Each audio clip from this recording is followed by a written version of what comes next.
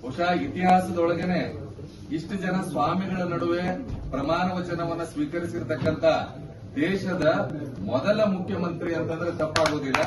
ಅವರಿಗೆ ಮತ್ತೊಂದೇನು ಕೇಳಲಿಕ್ಕೆ ನಾವು ಇಚ್ಛೆ ಪಡ್ತೇವೆ ಅಂತಂದ್ರೆ, ನಮ್ಮ ಸುಮಾರು 3,000 ಮಠಗಳಿದಾವೆ. ಅದರ ವತಿಯಿಂದ ಬೆಂಗಳೂರಲ್ಲಿನೇ ಅವರಿಗೆ ಅಭಿನಂದನೆ ಸಮಾರಂಭವನ್ನ ಏರ್ಪಡಿಸಬೇಕಂತ ಹೇಳಿ ಮಾಡಿದ್ದೇವೆ. ಅದಕ್ಕೂ ಕೂಡ ಅವರು ಸಮಯವನ್ನು ಕೊಡಬೇಕು ಅಂತ ಹೇಳಿ ಅವರನ್ನ ನಾವೆಲ್ಲ ಅಭಿನಂದಿಸ್ತೇವೆ. ಅಖಿಲ ಭಾರತ ವೀರಶೈವ ಲಿಂಗಾಯತ ಮಹಾಸಭೆಯ ಅಧ್ಯಕ್ಷರು, ರಾಷ್ಟ್ರೀಯ ಅಧ್ಯಕ್ಷರು ಮತ್ತು ಸಚಿವರಾಗಿರ್ತಕ್ಕಂಥ ಈಶ್ವರ ಖಂಡ್ರೆ ಅವರು ನಮ್ಮ ಈ ಎಲ್ಲಾ ಸಂಸ್ಥೆಗಳಿಗೂ ಕೂಡ ಬೆನ್ನೆಲುಬಾಗಿ ನಿಂತುಕೊಂಡಿದ್ದಾರೆ. ಅವರನ್ನು ಕೂಡ ಈ ಸಂದರ್ಭದಲ್ಲಿ ಸ್ವಾಗತಿಸ್ತಾ, ಜೊತೆಗೆ ವೀರಶೈವ ಲಿಂಗಾಯತ ನಿಗಮದ ಅಧ್ಯಕ್ಷರು ಮತ್ತು ಶಾಸಕರಾಗಿರ್ತಕ್ಕಂಥ ವಿಜಯಾನಂದ ಕಾಶಪ್ಪನವರು ಕೂಡ ನಮ್ಮ ಜೊತೆ ಇದ್ದು ಕಾರ್ಯವನ್ನು ನಿರ್ವಹಿಸ್ತಾ ಇದ್ದಾರೆ. ಈಗ ನಮ್ಮ ಮುಖ್ಯಮಂತ್ರಿಗಳಿಗೆ ನಮ್ಮ ಸಂಸ್ಥೆಯ ವತಿಯಿಂದ ಗೌರವಿಸ್ತಾರೆ.